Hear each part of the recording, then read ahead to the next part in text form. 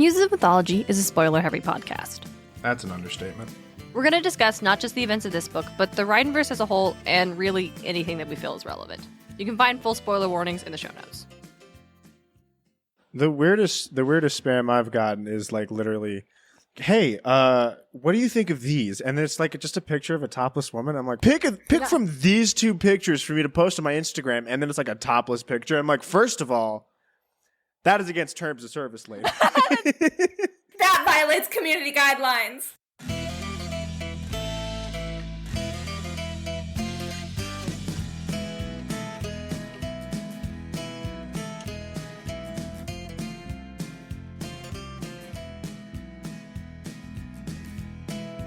Welcome to Muses of Mythology, a podcast where we explore how ancient myths become modern pop culture. This week, we continue our journey through Rick Riordan's Percy Jackson and the Olympians with Story 50, Hera. I'm your co-host and podcasting muse, Darian Smart. Joining me is my host and brother, DJ. How's everybody doing today? I am the muse of relationships, be they good or bad.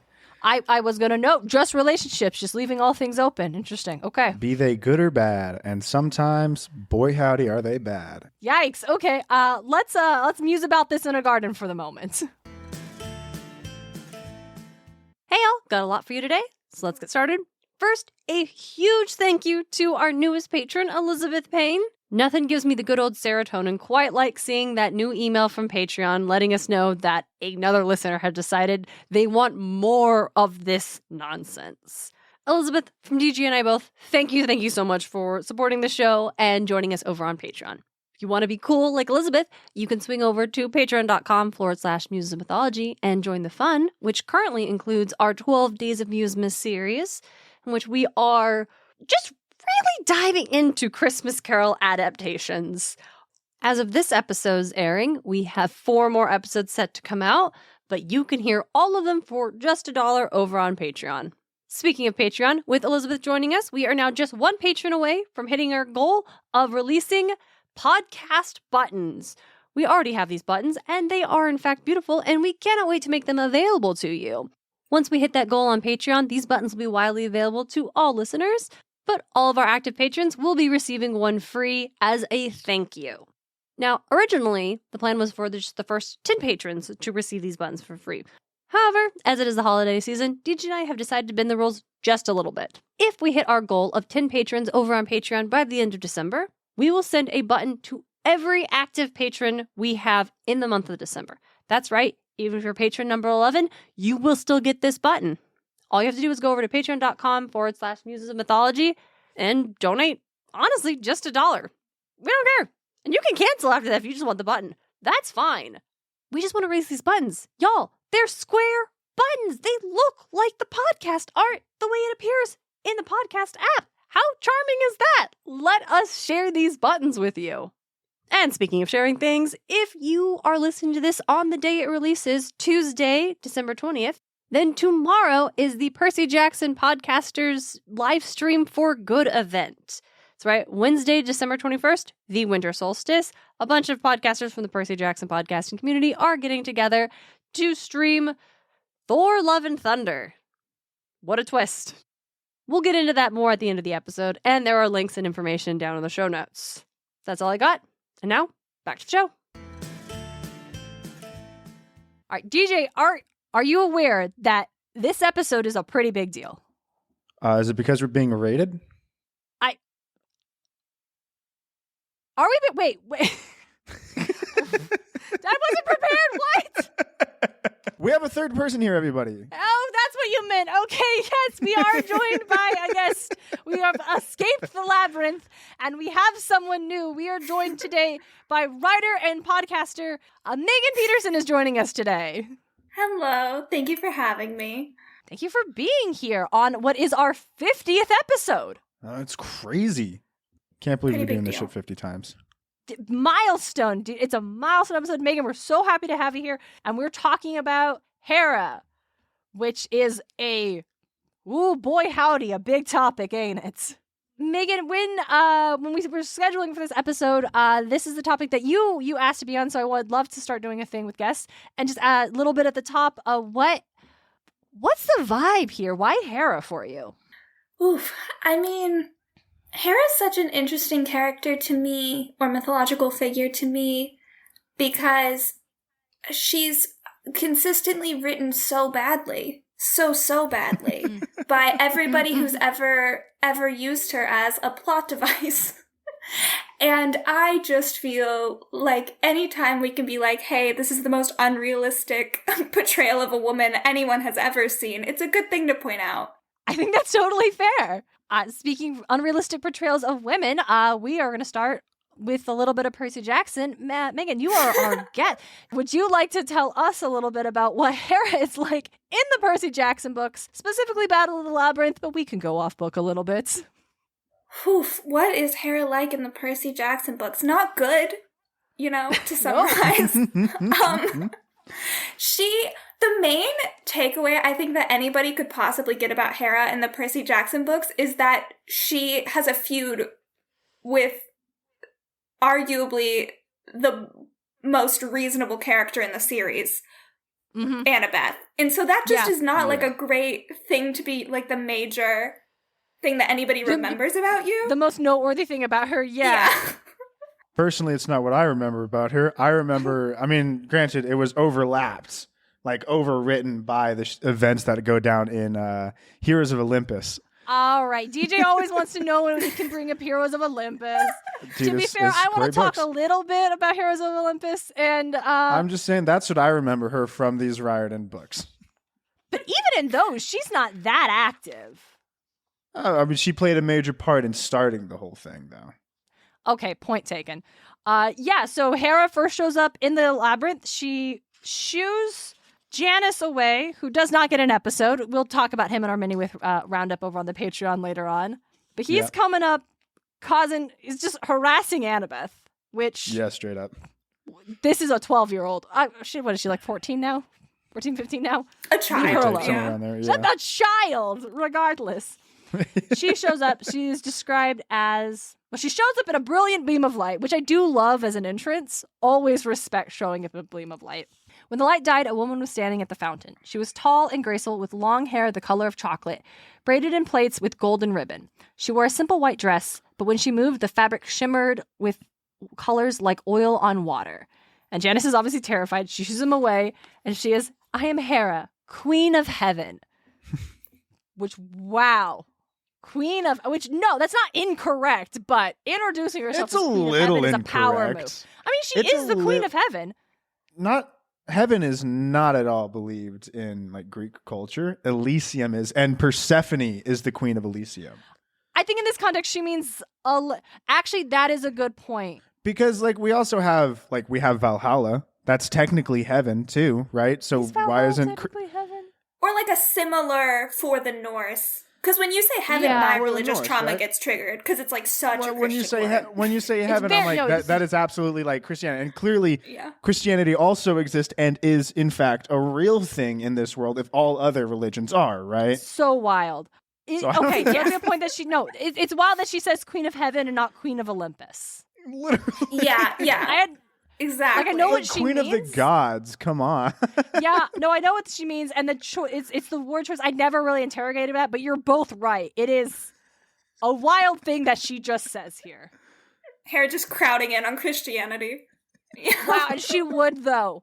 Just cannot stand someone else having the spotlight for 5 minutes. 5 minutes, wow. So she serves them lunch, has a thing about family. Yeah. She's very dismissive of the minor gods. Once again, Percy's like, some I fear have little love for Olympus and could easily be swayed to support the rise of my father. Your father, I said. Oh, right. Because again, Percy forgets that the Olympians, the main 6 Olympians, are all children of Kronos. Just regularly has to be reminded of this pretty basic mythological fact, Percy. Yeah. Yeah. I'm trying to... Okay, yeah, so this is where... I'm trying to find the family thing. She's like, She deeply cares about her family. In times of trouble, even gods can lose faith. They start putting their trust in the wrong things, petty things. They stop looking at the big picture and start being selfish. But I am the goddess of marriage, you see. I'm used to perseverance. You have to rise above the squabbling and chaos and keep believing. You have to always keep your goals in mind. What are your goals? Annabeth asked. She smiled. To keep my family, the Olympians, together, of course. At the moment, the best way I can do that is by helping you. So gods outside of the Olympians aren't your family? Like, you're not even related to Apollo in this fucking situation. DJ, I think that's exactly what we should talk about here. Percy Jackson Hera's definition of family. Yeah, it's so weird. Like, you're just as much family to Persephone than you are to, like, Apollo. Like, get off your fucking high horse here, bitch. That's the vibe. And I think that's what Megan, you looked like you had thoughts. Well, also, like, your husband hates you. So I don't know why, like, this loyalty is so unfounded. Zeus It's insanity. has had a child with anything near him for centuries. So, like, I get that marriage is about perseverance, but your husband is just an asshole. Like, why is he where your loyalty lies?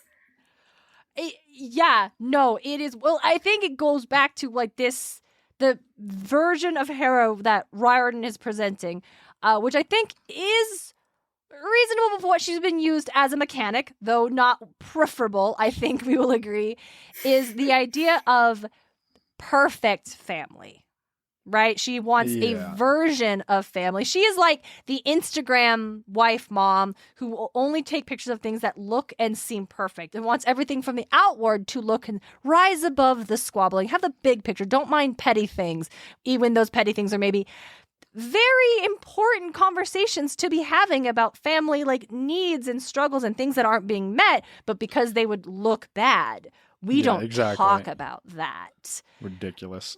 And we see her put this into practice in Battle of the Labyrinth straight on. When the gang arrives at the Triple G Ranch, someone has paid for safe passage for Percy and the gang, but not for Nico.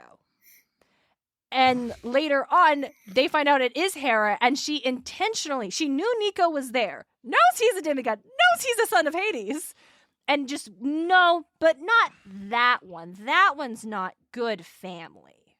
Yeah, literally. So Hera's homophobic, right? We also need to address this just real quick. Can we talk about That's that? something Rick does so often. It's either homophobic or in fact, she just does not view Hades as family in any way, shape, or form, and that's fucked.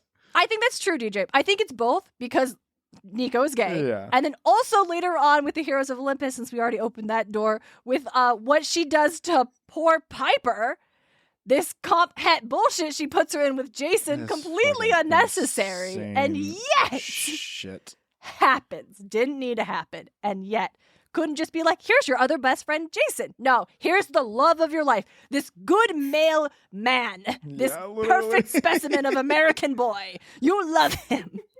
This blonde-haired, blue-eyed dreamboat, if you will. So there's Hera. And then we have Annabeth, who is just wildly decides she's gonna just... I don't blame Annabeth. I do think she's in the right. She 100% is ready to throw hands with Hera after all of this. Because Hera's like, I can offer you a wish. And it's like, well, we need to know how to get through the labyrinth. Oh, but Percy already knows that. And then she just bails. Well, Percy knows it. And like, how about you physically say it? Because let me tell you, Percy's dense. And honestly, even reading it, I'm like, I don't know what it is. And rereading, I'm like, I don't know what it is. Yeah. She couldn't have said, oh, well, Percy should ask his friend Rachel. And maybe that would have been... But no, because Hera's actually unhelpful. That might have been like, oh shit, Rachel can see through the mist.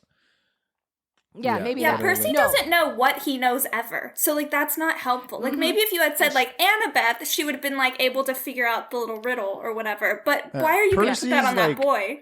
Percy's mental process is almost exclusively specifically wired for combat. It is actually insane how good he is at combat and analyzing battle situations, but just dog shit in anything else that requires his mind. Yeah. Cannot solve a riddle.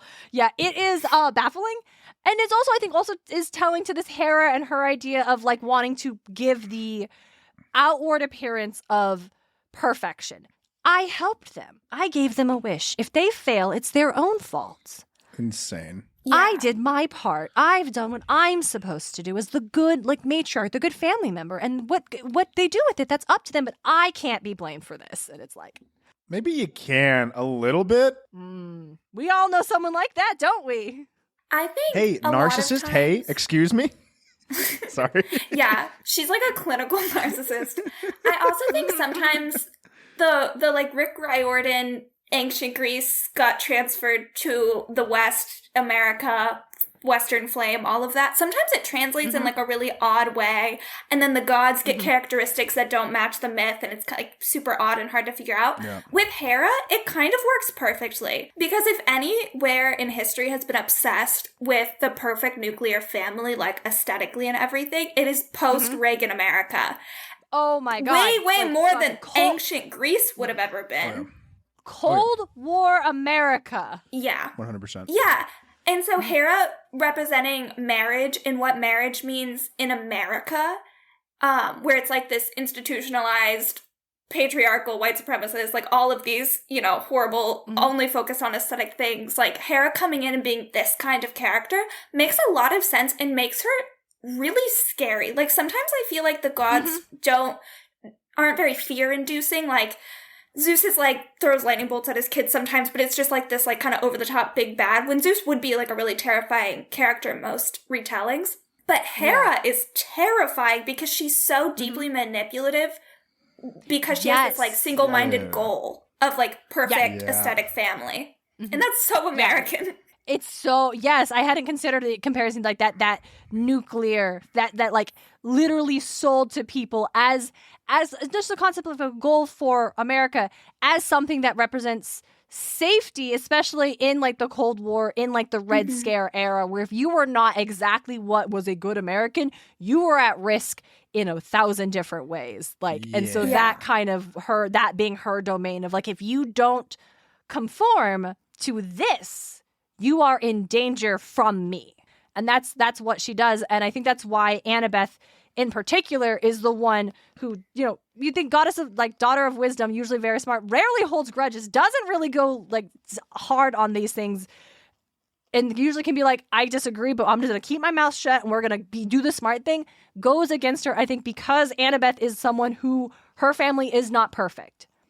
Yeah. She sees Hera and sees someone who would have told her when she was a kid, you should be happy with your mortal family. You should adhere to what they need. You should do this. And not the reality, which is no one's needs were being met. Everything was harmful in that situation. She was not getting what she wanted. It was not her fault that her parents, whatever, but she was the child. And how her family and how it looks is not pretty, is not perfect. But actively at this point, post Titan's Curse, where we're at now, Annabeth and her mortal family are, we don't see it, but like working to get to a point where they can view each other as a family, be a family, and be a positive relationship for all those involved. And I think that's why she clashes with Hera, because Annabeth is the one in particular who, by Hera's standards, would have been like, you had a perfect mortal family. Your father went and got married to a nice lady, and they had 2.3 kids, and you should have done all this. This should have been good enough for you, but it wasn't. Because the reality is that perfect nuclear family is not this magic key to happiness. But if you tell that to Hera, she's going to take it. I think Hera took that personally. Probably. Yeah. I wouldn't doubt if Hera took it personally.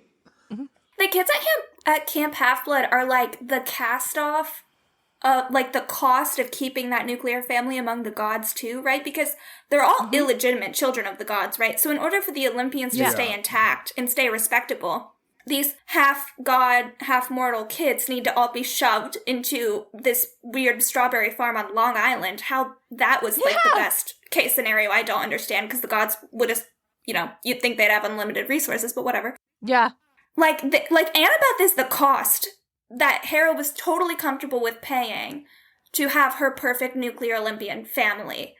And so I think you're exactly right. Like, Annabeth sees through it so quickly, because, like, Percy probably doesn't even register that Hera is, like, coming for his kind of family, too, right? Like, Sally's a single mom. Sally has a second marriage. Sally has kids with multiple people. Murdered her abusive husband.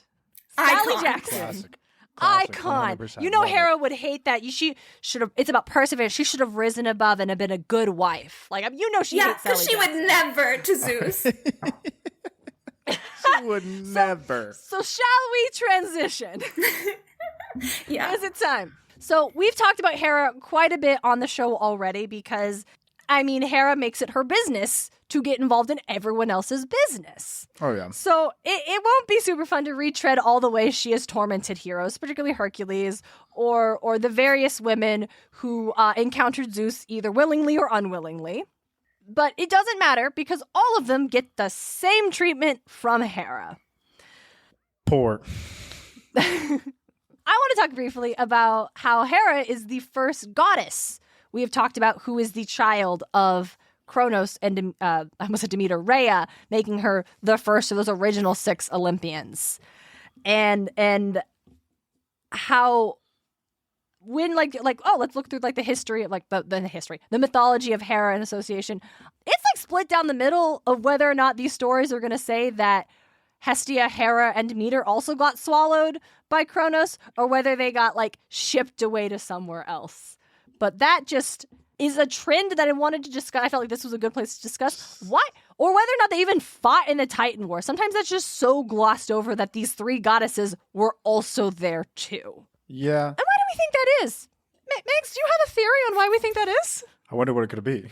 It's so hard to tell with these things, right? Because it's not like historically we've seen women left out of important conversations or undervalued. So it's like, where is this coming from, right? Where could this be coming from? But if I had to like put my finger on a reason, I would say blatant misogyny is gonna be at least a factor.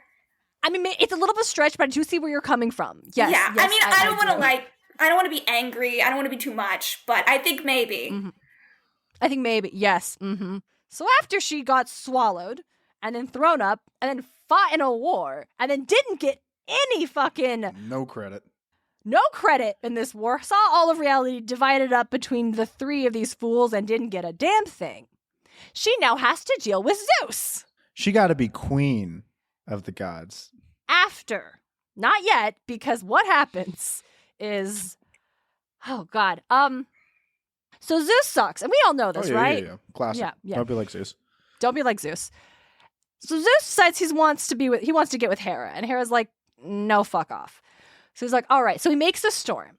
He turns himself into a little cuckoo bird, and he flies down. And Hera, who apparently loves animals, is like a thing, sees this poor bird, and brings it under her cloak and holds it to her breast, and then Zeus transforms back into himself and proceeds to sexually assault Hera. Now she is forced to marry him for her pride and dignity? Yeah, that sounds about right. For this era of stuff, that sounds... Because she's the one that should be loss of dignity after this happened. Well, what was she doing just out in a storm holding a bird like that? What did she think was gonna... Why would she think it was gonna happen? To be like kind to a poor injured bird? Yeah.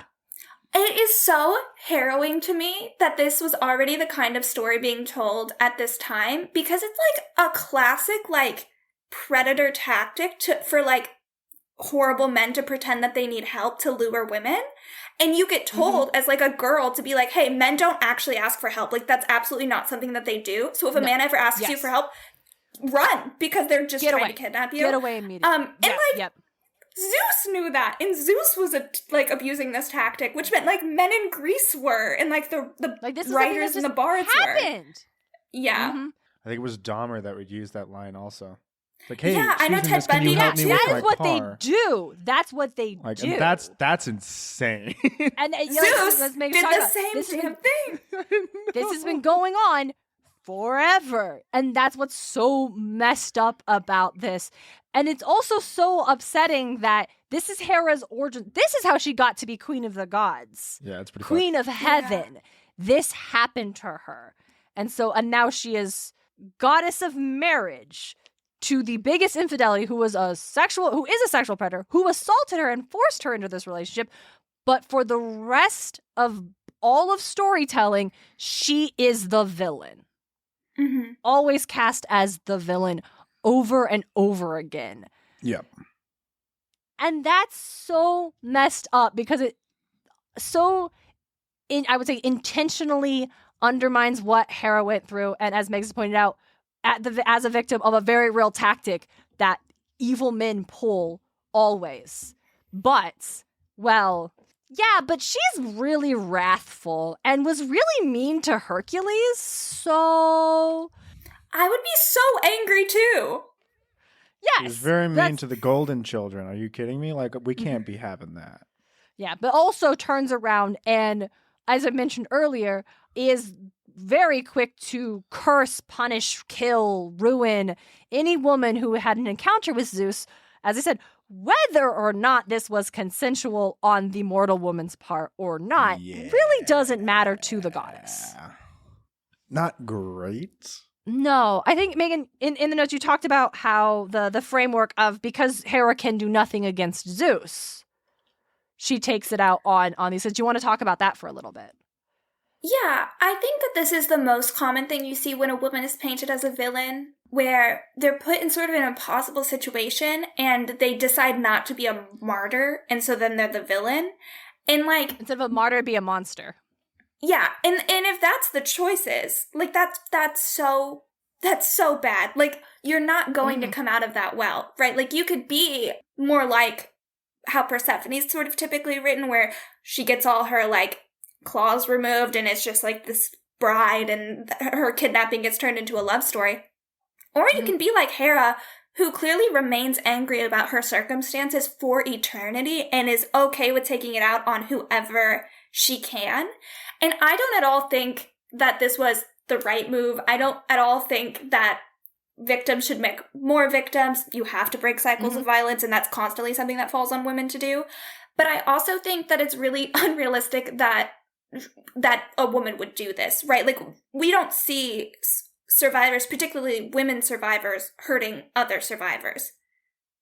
And so in real life. So I think it's just sort of absurd that she was even written as this, and that like they made this sort of her villain origin story of being like, well, once her brother assaulted her and forced her into a marriage and then gave her domain over marriage, but continued to cheat on her, embarrassing her in front of everyone for eternity.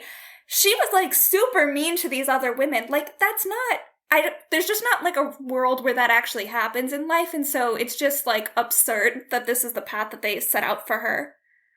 It is. It's so trippy. And it's another interesting thing about like exploring myth is like we know these stories were not written in chronological. They were not told or established in the sequence of events.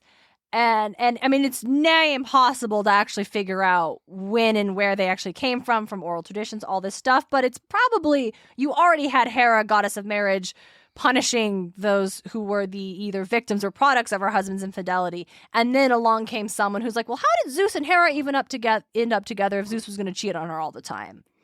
And then we get this, and it's like, well, let's rethink that as her origin story. Why would she ever like stay in this relationship? It's shitty. So clearly she's forced into it. Yes, and on one hand, like that her being forced into it makes a lot of sense. Of like this wrathful, she is angry because she's like, her husband's like, she has been put in this domain of marriage, and her husband has no respect for marriage. Yeah. But it's also, I was wondering while I was like writing down the notes and thinking about it, is Hera wrong in her behavior? Obviously, yes. But I meant more, I'm trying to, how do I word this? In the context of Hellenistic Greece, of these ancient times, when these stories were being heard, did audiences hear about Hera going after the women and the children of Zeus's, like, dalliances and think, damn, Hera, that's totally out of line? Or were they like, yes, of course, because she's the goddess of marriage, and these are folks who have undermined her domain, so she must go after them? Like, what was how did this Hera's response function, do you think, in a storytelling way or in like a teaching cultural norms kind of way? It could be a cautionary tale for young women not to sleep around. Yeah, I think that's exactly right. Yeah, I think also you have to remember that women were not hearing these stories firsthand because when, they weren't allowed at symposium. So they're hearing the bits and pieces that their fathers and brothers are willing to repeat, or husbands are willing to repeat. Yeah. Yeah, someone else is sharing this. Additionally, I had a conversation with a classics professor recently as part of like a research project, and I was just bringing up how like every woman in myth ever is portrayed so terribly and is like purposely humiliated. And she explained to me that women of these myths are stand-ins for whatever foreign country Greece is mad at the time that bard was performing. Oh yeah, I would. And so Yeah, and so, like, Greece wasn't so powerful that they could talk shit about anyone they wanted to and not care about war, so they had to do it in code, right? Because, like, they were pretty powerful, but they weren't trying to start, like, any war anywhere, and, like, those islands were close together. And so when they wanted to make fun of A or B or C foreigner or other country, they would just, the women in the story were the stand-in for that. And so the women would do these really stereotypical things of other cultures, and the audience would know, oh, it's this kind of person. But you could humiliate women without any cost, right? Like, they weren't even in the audience. They had absolutely no power. And so... Yeah, that's kind of genius, though. Yeah, and it's, like, this horrible, like, patriarchal way to, like, be, like, racist through misogyny. It's like, wow, you really got it all in there. It's absolutely horrible, it's but like it's all fucking connected. brilliant. It's like it's all connected. It's so connected. And I was like, oh, damn, like, that makes so much sense. And so, like, even the goddesses, you'll notice, like, they're constantly being humiliated. And it's because they're stand-ins for whatever enemy. And so I think a lot of Hera's story is, like, how embarrassing that the goddess of marriage got cheated on again. That actually is so good to know. Thank you, Meg, so much for sharing that. That's really good context to have in examining these kind of stories and the ongoing way we tell them. Do we want to talk about the one time Hera did try to, like, put Zeus in his place? DJ, are you familiar with this? Not at all. I was actually about to say, what are you guys talking about? All right, so once upon a time, essentially, there's obviously a couple different variations, but let's go with this one. Hera, Poseidon, and Athena get together, and they're just done with Zeus's tyranny. So they're like, okay, well, let's overthrow him. So Hera gets Zeus. She gets him drunk, or she gets him drunk or drugs him. He passes out, and they tie him up. By the time he was thrown, I can't remember exactly. But then he wakes up and he's pissed, but they're not going to untie him until he, like, stops being an asshole. In the Iliad, this is actually mentioned when Achilles is talking to his mother, Thetis. And in the Iliad, it goes that Thetis actually heard what was going on, and she got one of these great monsters with 100 hands and 50 faces, one of her 100-handed one buddies, Briareus. And he rolls up, here's what's going on, and he unties Zeus. Athena's the golden daughter, so she's fine, actually. Nothing happens to Athena. I think this is the time when Poseidon and Apollo get cast to Earth and have to, like, build the walls of Troy. I'm not sure, but that seems like lines up. Meanwhile, Hera gets hung from the sky by golden chains and is just screaming in agony and left up there until Zeus gets tired of hearing her screaming because he can't sleep. So he's basically like, okay, I'll let you down, but you can never cross me ever again. Yeah, that's a little rough, but I get it.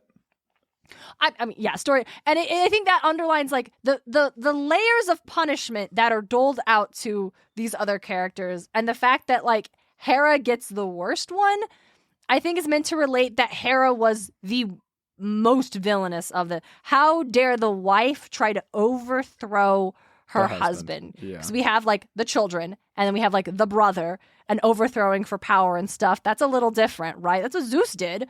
But Hera being the wife, overthrowing her husband, trying to have power over her husband, over the man? Absolutely Insane. not. Hang that bitch from the sky. How dare. Insane. Can't be having that. Sorry.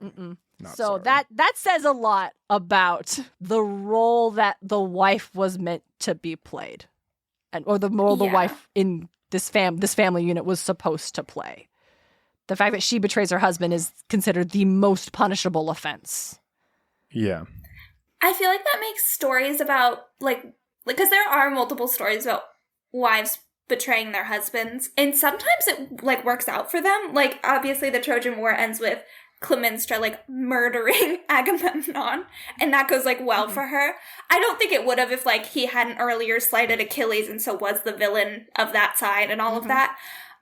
I mean, her son ends up killing her, so it does work well, but for about 15 minutes, like, I think. Super, super temporarily. Yeah, and so it's like, it is interesting how they have to, like, get their comeuppance in this, like, grand way, and that, like, and I do feel like partially it's probably meant to have this messaging of, like, you have to keep your wife in line.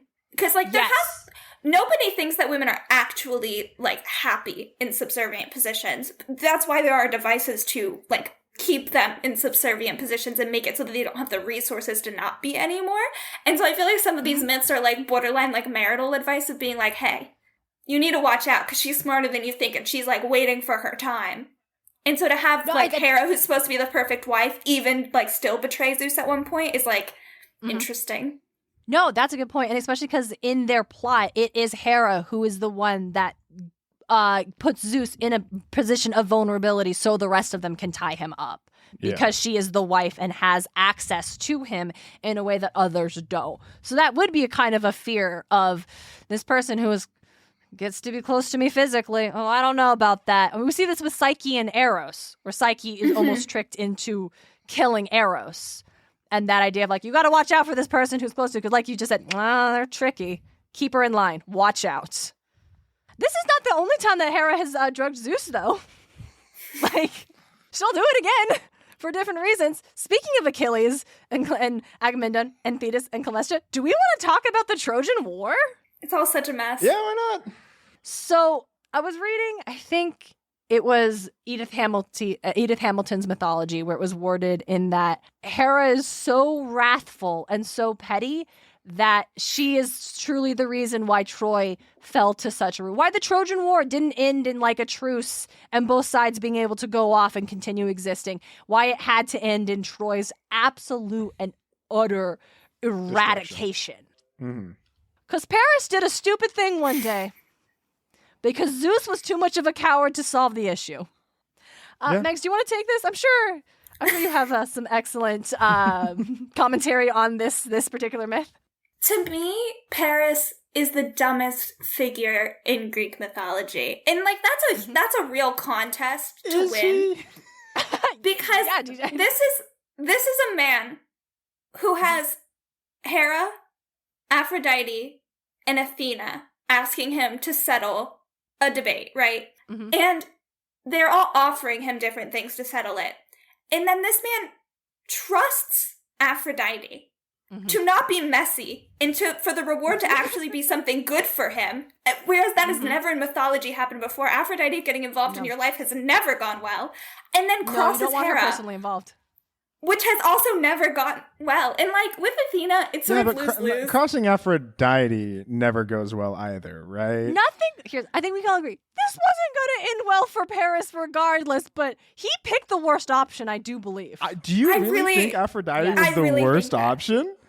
Yes. Oh, yeah. Like Aphrodite was offering him the love of the person that he finds most. I don't care what they were offering. I care what they're offering. And also, if I'm looking at somebody and somebody tells me, hey, pick the prettiest one, and the goddess of beauty, the literal goddess of beauty is in front of me, I think that's the more logical answer. But if Zeus's wife is also there. Zeus's wife is also there, but I'll tell you what, I'm sure I'm dying anyway, so why not get on the good side and actually have at least Paris did not think he was dying, though. Paris was like, I'm about to have a hot wife. This went great for me. You're right. He didn't. But he's going to get a hot wife. For about 15 minutes. For 15 minutes, he's going to have a hot wife. And he like, I don't know, this is also ancient Greece. Dudes are thinking with their dick. Like, what do you want from him? Has that really changed as the cis male in the group, AJ? Little bit. All right, not much, but it's changed some, okay? Do we talk about how this whole thing was caused by Eris throwing the golden apple and how in some myths Eris is the daughter of Hera and Zeus? Or do we want to just completely do we not have time to unpack that? Well, I mean, yeah. Eris is Eris. Goddess of chaos. Goddess of chaos, Gotta love it. Love it every time. It's a lot of fun. Discordia in the Roman myths. Discordia is a great name. It's great. I love it. It's more clear. Like, you know what she's getting at with that. And that's... I bet it's more clear if we, actually understood Greek. That's true. If a big chunk of English wasn't based off of Latin. Yeah, that's fair. Discord, Discordia, right? Like, that's clearly where it comes from. Yeah. Paris decides he's going to slight both the goddess of war and the wife of Zeus by picking Aphrodite in this argument.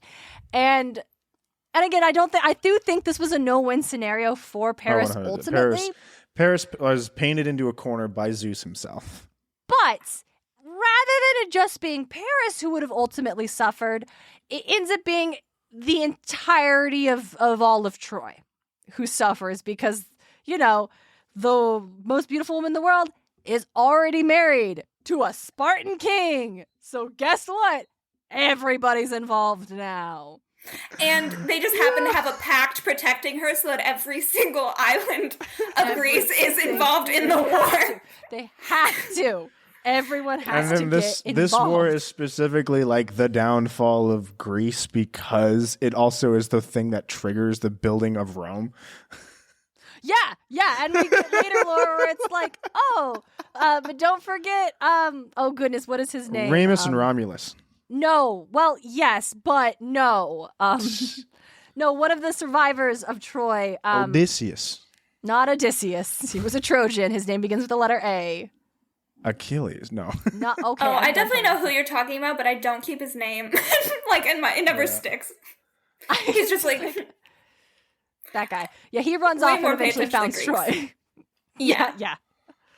So, Hera is, like, really active in the Iliad, in this whole thing, because she is going to see Troy burn for what Paris has done. She wants to see it crumble.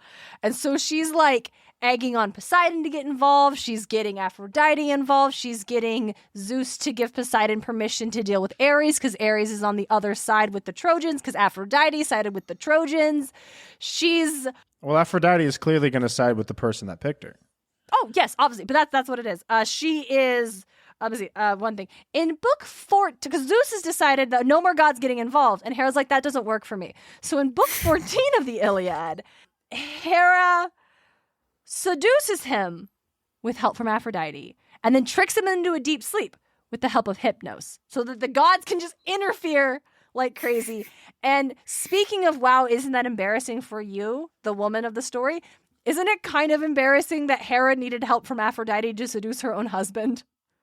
Yeah, that's so strange. She needed a little bit of a glow up. She's let herself a little go. She's kind of totally forgot how to do makeup. Who's to say, right? So it's like, hey, Afro, please help me. It also doesn't make sense about why Aphrodite would help her at all right now, actually. Because Zeus is preventing Aphrodite from also getting involved, and she needs to get down there. Actually, that's a good point. Thank you, DJ. He's like, look, I know we're like against each other, but I really need your help right now so that we can get down there and continue beating the shit out of each other. Yeah, fair. What were you saying? And certain gods have longer attention spans than others, too. Like, if you looked at the myths, like, Aphrodite's moving on to the next bit of drama. Oh, yeah. Fairly quickly. I've already forgotten what's going on here. Hera is not. You know, like, no, Hera's holding on to that grudge because it's kind of all she has. So she's gonna see it through. Yeah. You know, perseverance. You gotta rise above the petty squabbles and see the bigger picture, which is Troy will burn. Marriage is long. I can wait this Troy out. Burn. Yeah. Especially immortal marriages. Later on, she also, how was this described? She tells Hephaestus to prevent the river from harming Achilles. I don't know the context of this sentence. We will deal with the Iliad when we get to Battle of the Labyrinth. Oh, maybe I it's do. a river that washes away. Megan, please. What is the river doing? Okay, so this is after Hector's killed Patroclus. So Achilles has absolutely lost his shit at this point, right? Mm-hmm. And so every river is like obviously a minor god, and so Hector runs through the river and he's like, get me the fuck away from this guy. He's so much crazier than he was yesterday. I didn't even mean to kill his boyfriend. And the river's like, I got you, Hector. You've always been kind to nature, so like, I don't want Troy to fall. Like, I'll protect you. And then Achilles beats the shit out of the river god. And everybody's like, he's not supposed to be able to do that. But he's upset that his boyfriend is dead. And so then Hephaestus is like, I'm gonna intervene at this point because this is like embarrassing for everybody. And like, he's only like a demigod of like a mortal, like, or like a minor sea nymph. Like, how is this even happening? Yeah, we can't just let people know that they can beat up gods. I don't care if mine a river god or not. Like, they're still a god. Yeah. Thank you so much. And Hera gets involved in that too. I do like. I am looking forward to getting in on the Iliad, though I don't think it's nearly as truly fun as the Odyssey. Personal opinion, hot take. But take. I get that though. The gods go like Hera herself being on the battlefield. The gods being on the battlefield, I think is cool because nothing stops Hera from just showing up there, or Athena, or Artemis, or all of them. Aphrodite is rebuked from being on the battlefield when she saves Ares from getting his ass kicked. And then Diomedes stabs her in the ankle, and then we think he's going to get away with it? Absolutely not, but we've already talked about that. Yes. But that's Hera. I think Megs, you cited it well. Very clever, long grudges. Yeah. Sounds about right. Is there... we'll save this last one for the end. Megan, you've got a lot of good stuff in the notes that I want to make sure you have room to explore as we're discussing, like this idea of Hera that has been cemented in mythology for so long and then just recycled over and over again. Yeah, I think because I'd always liked Hera as a figure and found her interesting, but before this episode, I didn't have like a reason to research her super deeply. Mm-hmm. And I don't think I had been super like conscious of the fact that Zeus is her brother. Like I of course like you know it in the way that you know it, but like thinking through that, and also maybe I owe Percy an apology. Yeah. Yeah, because at a certain point you like dissociate the gods and they're just like all these big figures and like they're weird and that's they're violent. Fair. Yes. Mm-hmm. But to be like, because the origin story is talking about how like she just thought her brother was like coming to hang out, and then it got weird, and then she got scared, and I'm like, that's so fucked up. And then he like SAs her, and then she's his wife forever, and so I thought that was really interesting. And then I also noticed a trend where, like, this is, like, super consistent with how women are portrayed between, like, Greece and Rome. And, like, not to give Greece too much of a break, because they're pretty shit, too. But, like, Homer will write women this way, and then Ovid will just make it, like, 20 times worse. Ovid the fucking hack. I hate Ovid so much. I have such a deep personal grudge against him, and it's, like, absurd. Megs is ready to fight him in a Walmart parking lot. And she's from Florida, so that means something real down there. Yeah. Anytime Ovid on site, like I'm just constantly angry at him every time I read anything that he did, and it probably is why like I have a grudge against like Rome in general over Greece, pinning it all on Ovid. This is valid.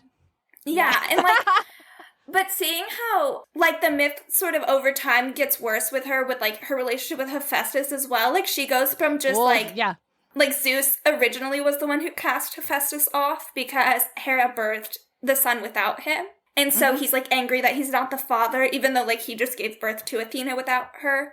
Well, giving birth is probably not the correct term to like describe how Athena was born, but Zeus made a child by himself, and then Hera made a child by herself, and then Zeus got mad and threw hers off a mountain.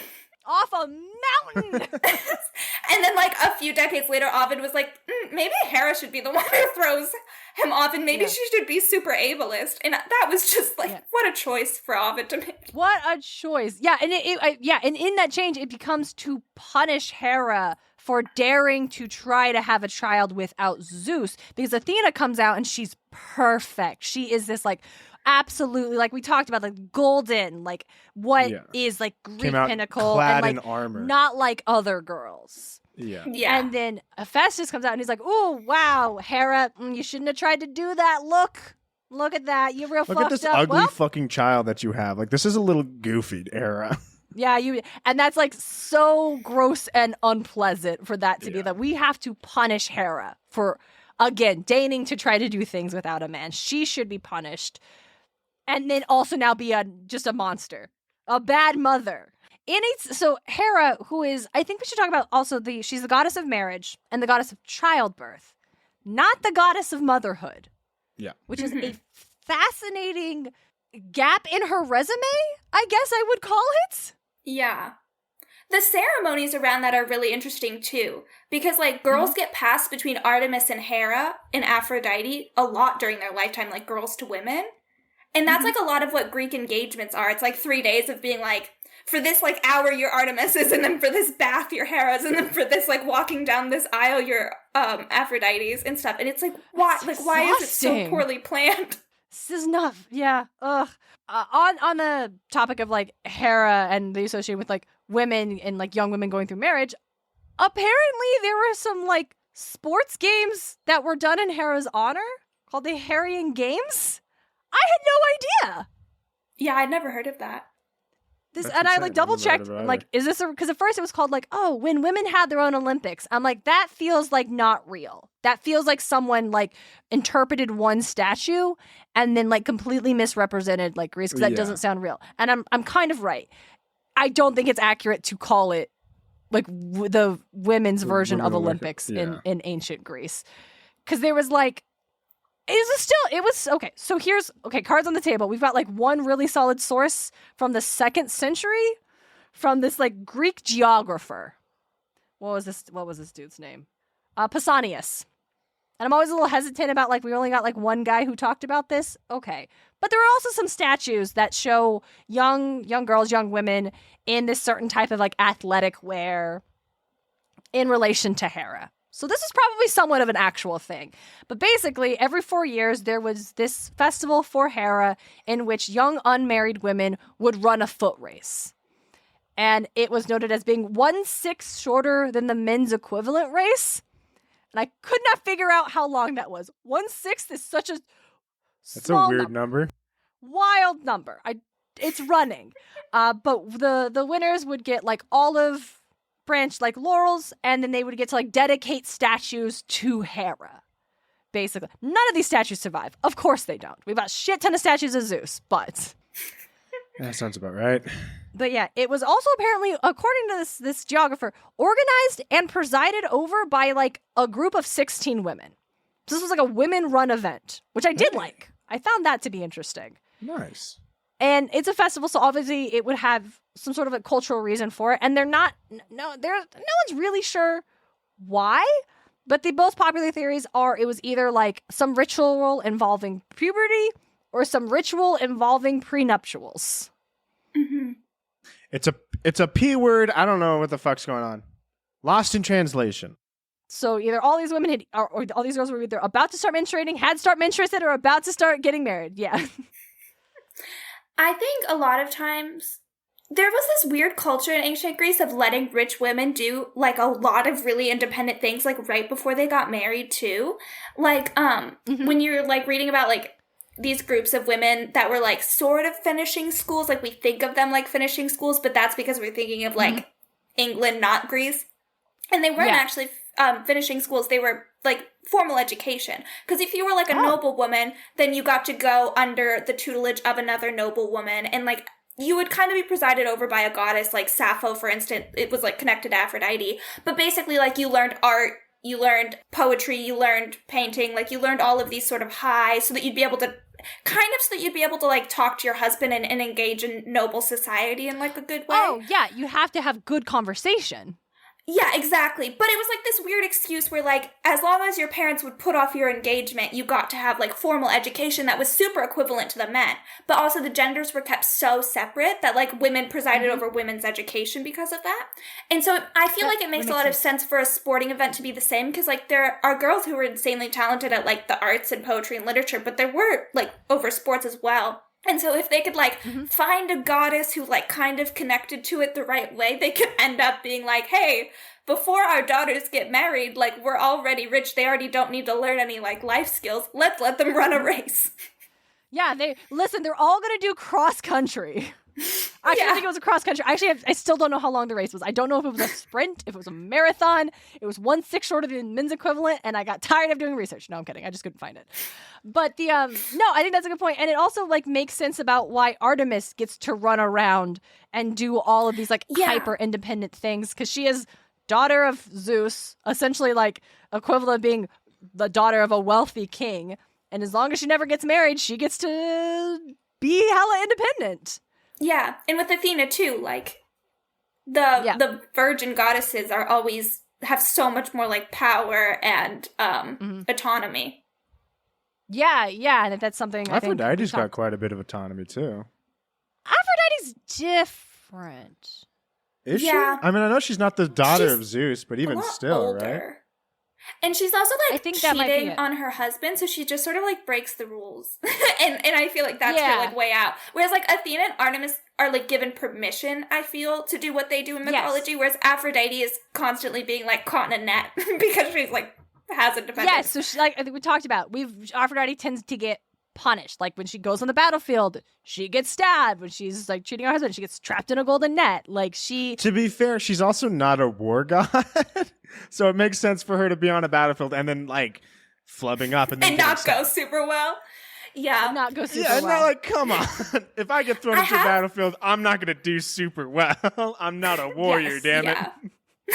Aphrodite also was really big on like the eastern region, and those were like the more liberal islands, and so like that helps to a certain extent. Like all of her statues are like sassy. If you notice, like she's making the like like posture of modesty, but isn't wearing any clothes, and it's like supposed to be funny. So like they're kind of doing their own thing with the gods over in the east anyway.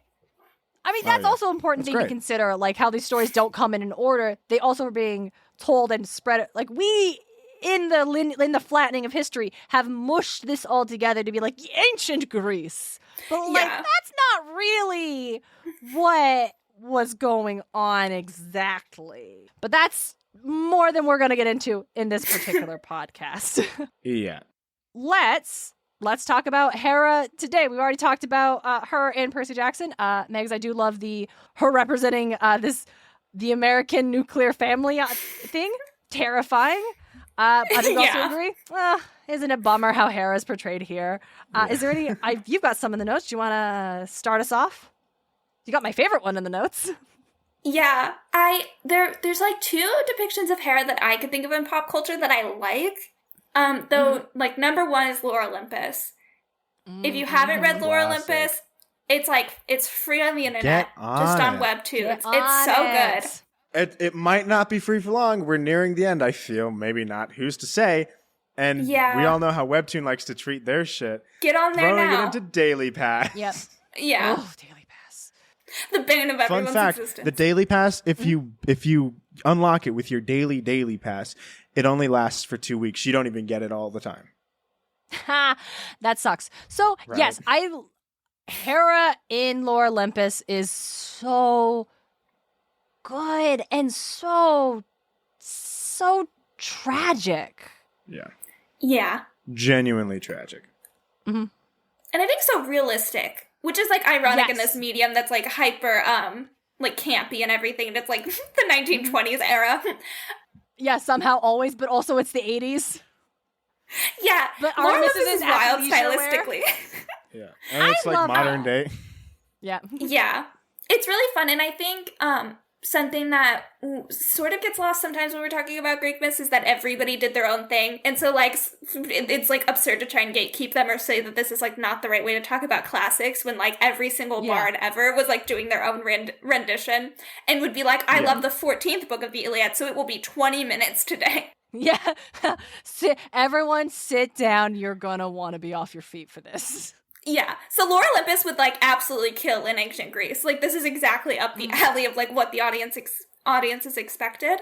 Mm-hmm. Yeah, and I really enjoy Hera. Hera is like invested in making sure that like marriage, like understands the weight of marriage and the longevity of marriage, particularly for immortals. And so is like making sure that like the marriages are, if not equitable, because that's probably a lot to ask, but yeah, like sound and safe. Mm-hmm. And is like working the system with her husband in a way that I think is exactly what a woman in her position would have to do. And I really enjoy her in that series. Yeah, it's so, because Hera she has this clairvoyance. And that is so interesting, the way that Rachel Smythe explores this in Hera, where she knows when Persephone has been like hurt, yes, by Apollo, to put it mildly. She knows something terrible has happened, and then when Hera encounters Persephone later, when she touches her hand, she feels the pain and agony that Persephone is in, and Hera starts crying, like, who did that to you? And she's figuring out. We, over on the Patreon, have been going through Lore Olympus as the print volumes come out, because that feels like the best way to, like, talk about this. Yeah, so fair. And so volume 3 just came out recently, and so we were talking about that, and this is part of the one where Hera has approached Zeus about her suspicions regarding Apollo, and that Apollo has done something to Persephone. And she's like, hey, what do you think about Apollo? Like, I'm pretty sure. And Zeus is very dismissive of her, not in the fact that he thinks she is wrong, but the way he says it is, maybe you're right, so what? Why would we ruin his reputation over a no-name flower goddess, right? Like, people would doubt our ability to pick Olympus, because Apollo is an Olympian, selected by Zeus. And so it's like showing like Hera, with all of her power, knowing something has gone wrong, is trapped and can't do anything. And there is scenes later where Persephone confides in her about it. And Hera's like, oh, you must think I'm just so terrible and washed up and pathetic. And Persephone's like, my lady, if we think that about you, then there's no hope for the rest of us women, basically. Yeah. And Hera does find a way in her power to help Persephone with what Apollo has done, even though she can't do it in what would be the most logical and direct way, because shitty powerful men will protect other shitty powerful men. Yeah. Yeah, I think it's a really realistic depiction of like how you have to cope with essay in your community and like in your family, and figuring out like, well, and I think also like Zeus is a predator, and so I don't think she had a ton of faith going to Zeus and like explaining that his son is. It's not like he's going to be like, oh my god, he doesn't respect women, like we can't stand for that. Yeah, and it's like, and there is this culture, and I like that Laura Olympus tackles this. There's this culture of like, oh, like maybe I believe that this happens to women, but like I don't know any men. And like statistically, it's 1 in 9. So you do in fact know multiple men. Probably no more than you'd be comfortable with. Yeah. Yeah, I think it's also telling, because even at this point in time, Zeus has no idea Apollo is his son, and he's still defending him. Yeah. Yes. Yeah. Exactly. So even though like, it's not a good look on defending Zeus. Him. And I think, Megan, you just said there's a scene where we see Zeus destroys Demeter's fields and stuff because she refuses to hide some nymph from Hera. And this is the way Zeus treats powerful women around him and stuff. So why wouldn't Apollo also behave in this manner? This is how the king of the gods. This does not excuse anything, right? That's not what I'm saying. No. There's It doesn't a excuse cycle anything. Here There's absolutely a cycle, and it's like, this isn't to defend Zeus, but it shows that's like, he doesn't defend him, but he also just doesn't care about him. The thing that Zeus feels towards Apollo is has so much apathy for Apollo that even when he finds out that Apollo is his son, he doesn't care. He actually, what he says is, Artemis is my daughter? Yeah, and while that is delightful, it's great. And again, I'm not saying it defends Zeus in any way, shape, or form. It just shows that he genuinely doesn't care about Apollo. It's not a big deal. And I actually think that makes... Yes, and that I was going to say, I think that makes it worse, is that he's like apathetic, has no opinion, even knowing that Apollo would do this. Yeah, it's bad. Again, not defending Zeus. It does not change his non-opinion of Apollo. And that's what makes it worse, that he doesn't even care and still is willing to protect him over doing anything, over believing Hera. And that's what Hera and Laura Olympus is up against.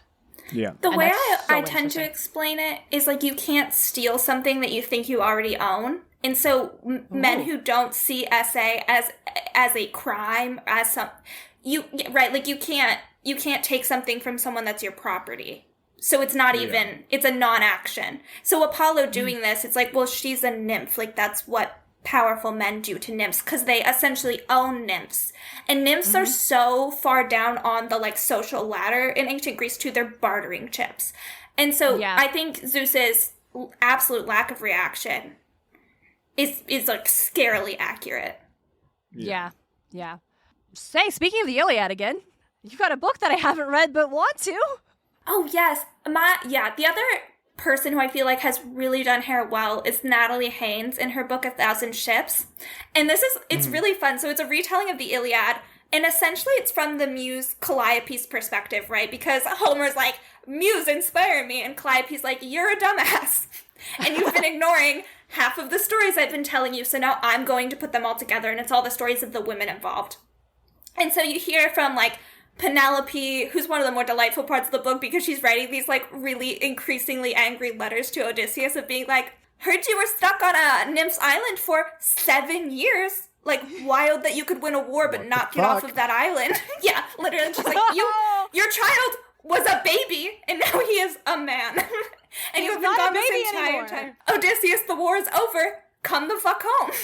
But Hera also gets, and it has a really fun, like, version of the scene with Paris choosing between the three goddesses and, like, starting the war. But Hera's portrayal in it, I think, is just really interesting and way, way, way more sympathetic than I've ever seen her painted. Except maybe Lore Olympus. Mm-hmm. And I think she's someone who doesn't normally get to be human. And, like, she's immortal, so I kind of get that to an extent. But doesn't get, like, a full-fledged personality, and is sort of just, like, a boogeyman of, like, Hera's gonna get you if you do A, B, or C. And she's like, really fleshed out, and you see, like, why she's so, like, easily hurt and easily, like, triggered into action and things like that. Mm-hmm. I don't love the way every goddess is portrayed. Like, Athena's a real, like, not like every other girl stereotype in this. And, like, Aphrodite's, like, weirdly, like, excessively vain. But I think Hera in particular is very fun in that novel. Nice. I was severely dunked on in our last episode for forgetting the video game Hades.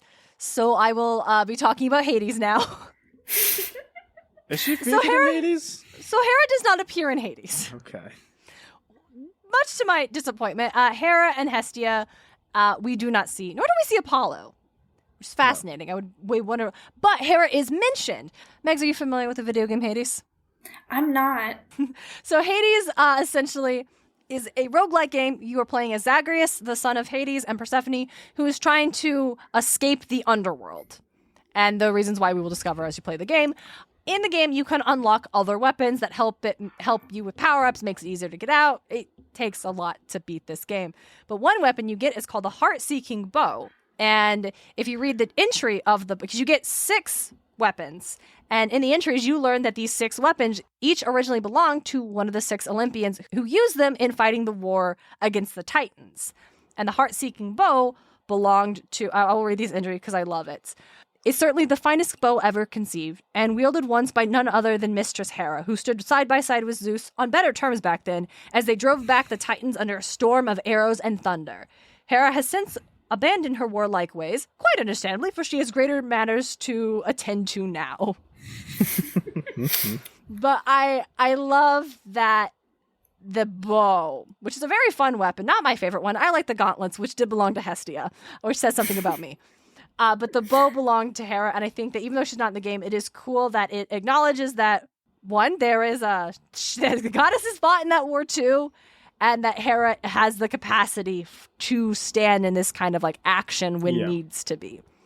And I wanted to talk about that because I like it. I do wish she was in the game, if so much to see what her design would look like, because every design in Hades, I love the art style. Spot on, absolute perfect. The art style of Hades is so gorgeous. So gorgeous, so good. Megan, I actually just recommend at least looking up the character designs because they are all. Oh yeah, I'll definitely do that. Yeah, I love. Speaking like Aphrodite, posing all like modest but is wearing nothing. That is how she's drawn in this one, and usually that would drive me up a wall. But they do it so it's tasteful. Well. It's tasteful. It's not like she's naked, but it doesn't feel like it's supposed to be like, oh my God, how titillating. It's more just like, she's the goddess of love and beauty. Of course, she wouldn't cover up her goods with clothing. Yeah. Yeah. Nothing would look nearly as good on her as nothing. Exactly. And that's the vibe. And so I that's just the example I give on, like, this I would usually hate, but I actually think it's a good job here. This game is my favorite game of all time. DJ's got a game to talk about. I do. And it's the one, the only, the SMITE. We haven't talked about SMITE in a while. Because we haven't talked about gods in a while. So Hera is obviously in SMITE, and we're going to do something we haven't done in a minute, even with SMITE, right? Mm-hmm. And it's read her lore and why she entered the battleground. Yeah. And I actually read it. Are you familiar with SMITE? Right, yeah. I'm not.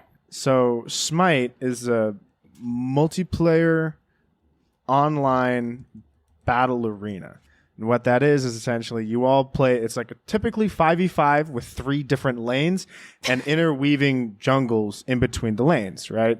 And so then you fight each other in that concept and you all choose 5. SMITE is fun and special because it chooses to take on like pantheons and mythology instead of just like your own characters. And so we have the Greek and the Roman and the Mayan and like what have you, all these other ones. And they have built their own lore around the battleground, and it came about later. Like, this was not something they started with. It came about much later when there's like, well, why are people fighting? Yeah. It's like, it's literally like the lore on the first like season of the gods that joined are just the lore of the gods. And so now it's lore of why they decided to join. And I was actually reading Hera's, and I think it's super cool. Please. From the summit of Mount Olympus, she has watched the gods and pantheons, their triumphs, their follies. She watched as the legends of Zeus, of Hercules, and all the others were etched into history. The world has descended into calamity, and she can watch no longer. Now the time has come for the legend of Hera to be written. By her side stands Argus, her champion, the indomitable agent of her will and vengeance. Through her chaos and skill, Hera has rallied great heroes and whole armies to follow her, yet she is no distant general. Hera is queen of the gods, born of the Titans, and any who cross her shall know her justice firsthand. While other gods are masters of lightning or fire or death, Hera is the master of divinity itself. She can reshape nature, including her foes, and she will hold nothing back as she steps forth upon the battleground of the gods. For the queen of the gods has come at last, and she has come to rule. Ooh. Actual Very chills. cool. Actual chills, actually. Very cool. And it's because I don't read their lore all the time, if like ever. Honestly, the few times that I've read it, this is the first time I'm reading hers. That you don't play games for the lore. No. Well, I don't play this game for the lore. She can reshape nature, including her foes. It's actually in her kit when she throws out this ability. It's called polymorph, and it hits them, and then they change into like some sort of minion or whatever for like a second, and they can't do anything except move around. You know, that tracks. She's turned a lot of folks into animals, I think. Yeah. Or at least was responsible for it that being the outcome. And her ult is, well, she calls upon Argus, who has a health of like 5,000 and is annoying. And he can like run super fast and hit super hard, and god damn it, I hate dealing with him. But I love using him. I feel like this is always the outcome of when DJ brings a Smite character to the podcast and they're so annoying to deal with. But they're so much fun to play.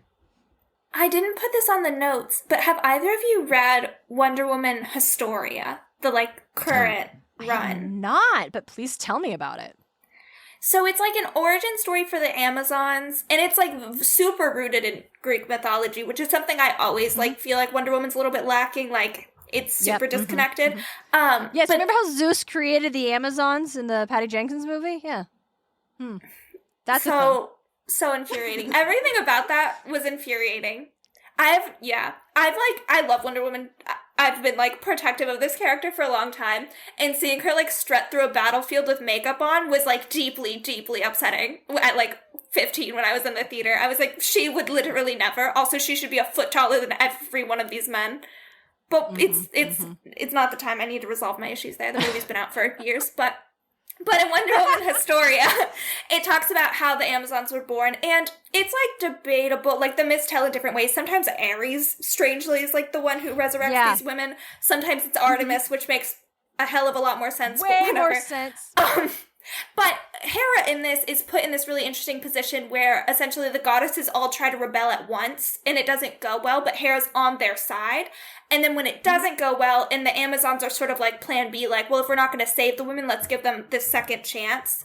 And all the goddesses are involved. Hera has to sort of like step away because of how much danger she's in. And it really shows her like journey of having to sort of like make the difficult choice of giving up the privilege that she does get from being queen of the gods to actually like do the right thing, and realizing that like the benefit is still like aligning herself with women, which is like great allegory for the way that white women vote in America. Facts on facts on facts on facts. I think in terms of Hera representations, Lore Olympus is probably my favorite one, honestly, but I gotta say Disney's Hercules Hera, but specifically Disney's Hercules Hera from the Twisted Tale book Go the Distance.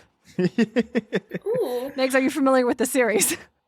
So Quinn has read them, my co-host has read them, and has explained various plots to me, but I've never read them. But they sound very interesting. Fantastic. So you have the same knowledge that I have, because I've also never read them, but my co-host DJ will explain the plots to me.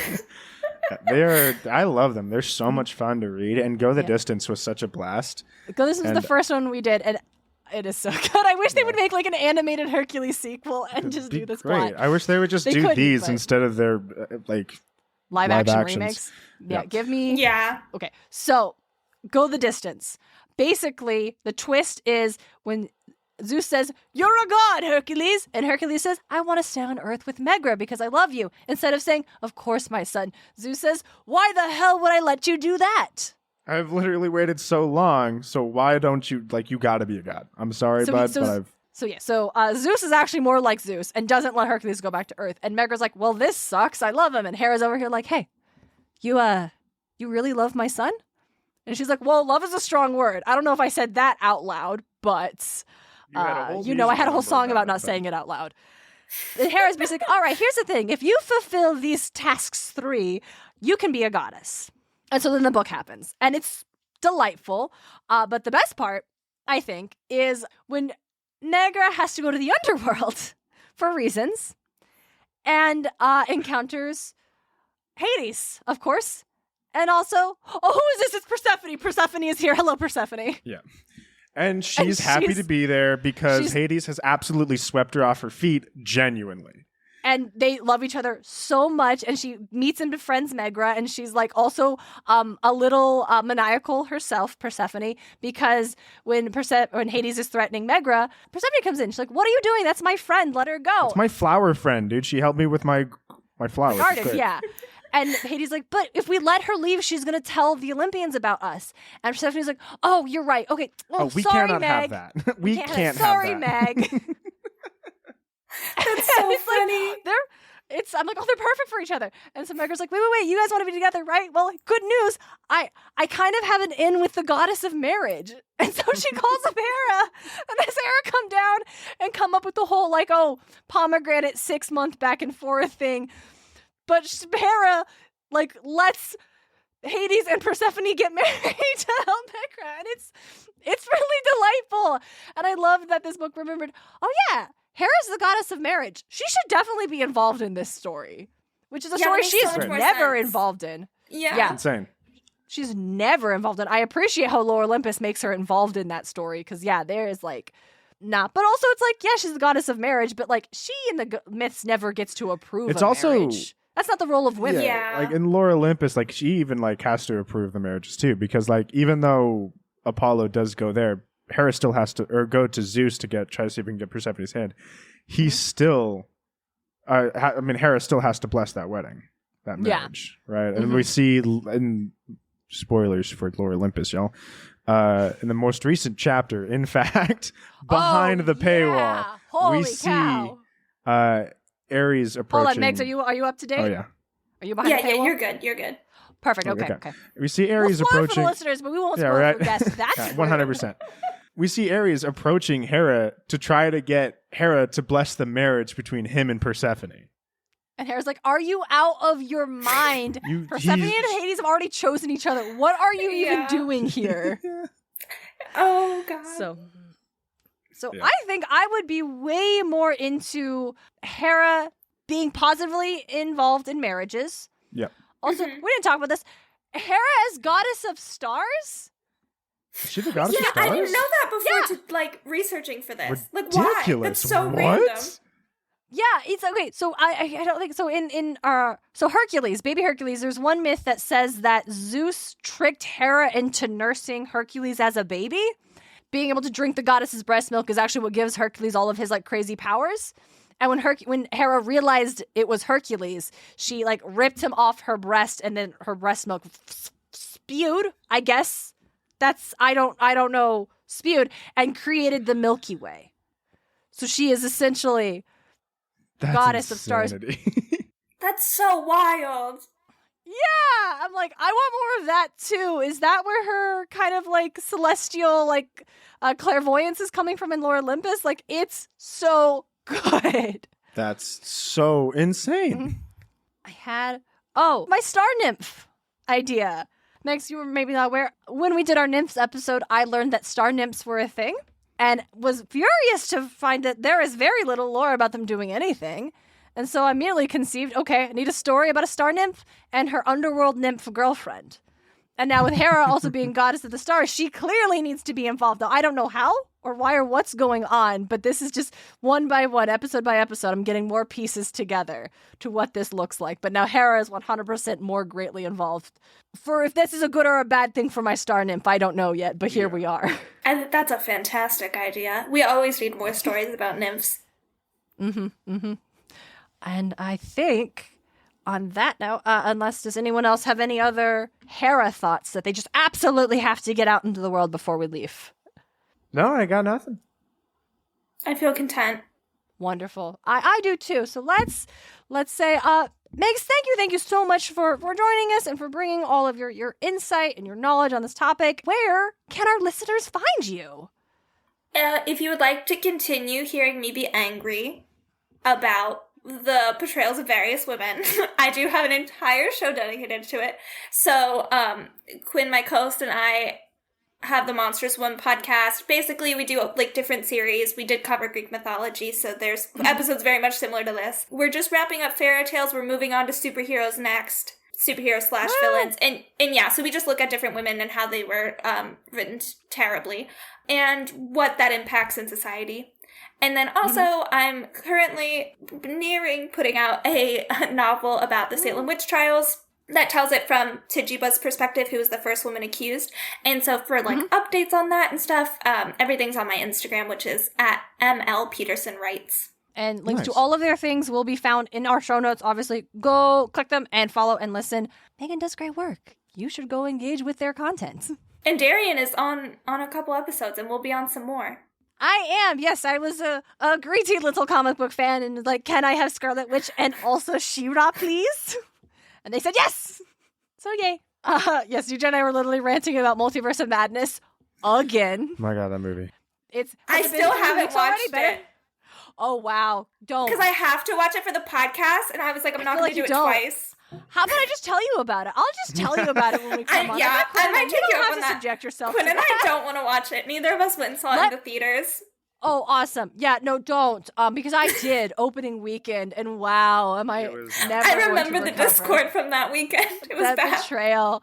I was in the theaters, and I wanted to cry. Listen, I was just going through a lot in that particular early spring, but also this movie didn't help. Yeah, it was not the time for your, like, safety attachment character to get, like, ripped apart. Not the time for it. I was rewatching WandaVision as a comfort, and then this happened, so I'm not okay. Yeah. Yes. It's just not great. So yes, go follow Megs on all of their things. You can also hear, I think, Megs and Quinn both, as well as DJ and I, if you're listening to this episode when it comes out on Tuesday the 20th, tomorrow on Wednesday the 21st, the winter solstice, where we will be participating in the Percy Jackson Podcaster winter live stream, in which we'll be watching Thor: Love and Thunder. My first time. Yeah, Mine DJ hasn't seen it. Oh, yeah, I actually recommend this one. This one's a lot more fun. I have a lot less gripes about this one. I like Taika Waititi, so I'm excited. Yep. Mighty Thor Jane Foster is also one of my comfort characters, and I actually enjoy her in this flick. So this was fine. Very good. Yeah, check that out. Link definitely to that will be in the bio if you haven't already followed it or seen all of the other podcasters posting about it many, many times. But that's happening tomorrow. Check us out. Join us there. And then in the meantime, if you want more Muses of Mythology, you can get bonus content. Listen to us every single week at patreon.com/Muses of Mythology. But I imagine you're already listening to it because we are certainly almost wrapping up our 12-part daily series covering A Christmas Carol, where we're entering the final phase of this. We've got a few more days left leading up to Christmas Eve. What carols will we cover? Only one way to find out. If DJ hasn't already spoiled it, which I think he might have. I don't know what you're talking about. Megs, thank you again for joining us. This was an absolute delight. Yeah, thank you for having me. It was so much fun. Listeners, thank you so much for listening. We will be back in your ears on Tuesday, January 3rd, to talk about Icarus. I will probably rant about Eternals a lot. I'm just going to apologize for that in advance. But until next time, don't be like Zeus. Don't be like Zeus. Muses of Mythology is created and hosted by Darren and DJ Smart. It's edited by Darren Smart. The show is produced by Darren and DJ Smart, as well as Tim O'Connor. The Crystal Con Man. Our music is Athens Festival by Martin Hain. And our cover art is by Audrey Miller. You can find her on Instagram at Bombshell Nutshell Art. Want more Muses of Mythology? Support the show on Patreon. Just $1 gets you exclusive bonus content. Get more at patreon.com/Muses of Mythology. You can also support the show by leaving a review at lovethepodcast.com/Muses of Mythology, or tell a friend why you love the show. Don't forget to check out all of our episodes and episode transcripts at musesofmythology.com. Thanks for listening.